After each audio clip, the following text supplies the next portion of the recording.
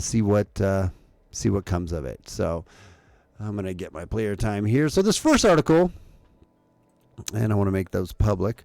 My first article that I want to read is talking about, go over to my article window. That's not it. Already read that one a little bit. But this one here, Saudi Arabia and the U.S. could form the world's newest oil cartel. This is an interesting piece, and I don't know all the ramifications of this, but I thought we'd read it and because it's something interesting to think about. The United States and Saudi Arabia have been discussing the idea of setting up an oil accord, Bloomberg reports, citing Energy Secretary Dan Brouillette. Brouillette? I'm really terrible with names. We all know this. Such an agreement would effectively amount to a cartel, which by definition is a group of independent market participants agreeing to act together to influence the market in a way favorable to them. Now, anytime we're talking about the Saudis, I hope, I really hope that, I keep clipping here, so I hope I'm not distorting there. You guys hear me okay? I just don't want to clip because there's nothing worse than distortion.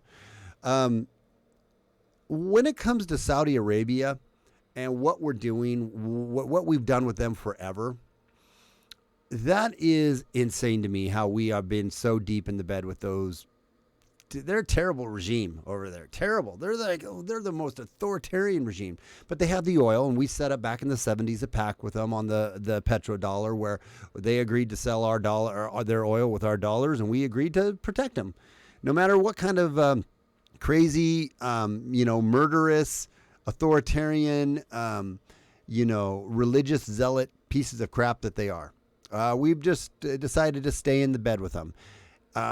Through all this, we're seeing how President Trump has been talking about this whole situation. We've been seeing how he's been talking about how he wants to get us away from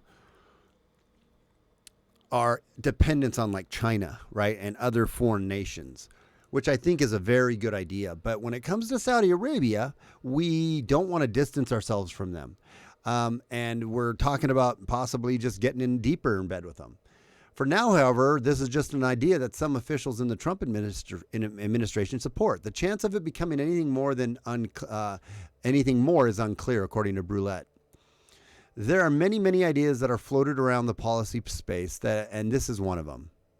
The U.S. Energy Secretary told Bloomberg in an interview, "I don't know what's going to be presented in any formal way."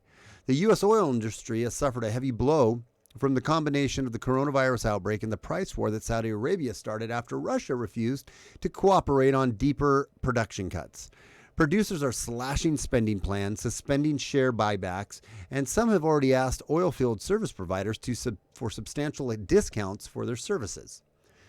It's good for us, right? We get a little bit cheaper gas, but when the dollar or when the oil price tanks, that's really bad for us because we're one of the largest oil producers now in the world.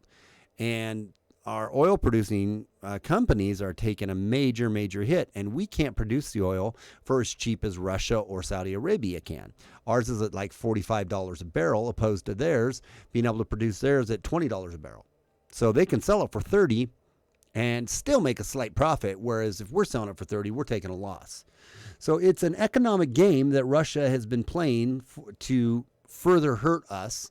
And there's a whole bunch of perfect storms swirling around, from this oil price to obviously the coronavirus, to the rhetoric flying around with China, to cybersecurity, to what's going on in Iran, to what's still going on in the South China Sea, to just worldwide, man. There's all kinds of stuff flying around right now that makes these times pretty uncertain. And now we just pumped $2 trillion.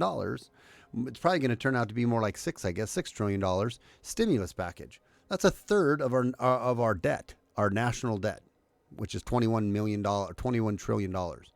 And if you don't know what $1 trillion is, $1 trillion is 1,000 billion dollars, and $1 billion is 1,000 million dollars. Just to put all that in perspective, it's a mind-blowing amount of money, and we're just pumping this in. We're just papering it. We're just printing it up and papering it, and out of thin air. Anyway, West Texas Intermediate, the U.S. benchmark, has shed about 60% of its value since the start of the year. According to Reuters' John Kemp, it has further to fall unless the economic outlook for the country and the world improves sharply and quickly. This outlook is not good news for either the shale industry or the super majors in the U.S., which makes the administration's move concerning Saudi Arabia only logical, but nothing is certain yet. As part of the public policy process, if you will, our interagency partners often get together and talk about a number of different items, but we've made no decisions on this.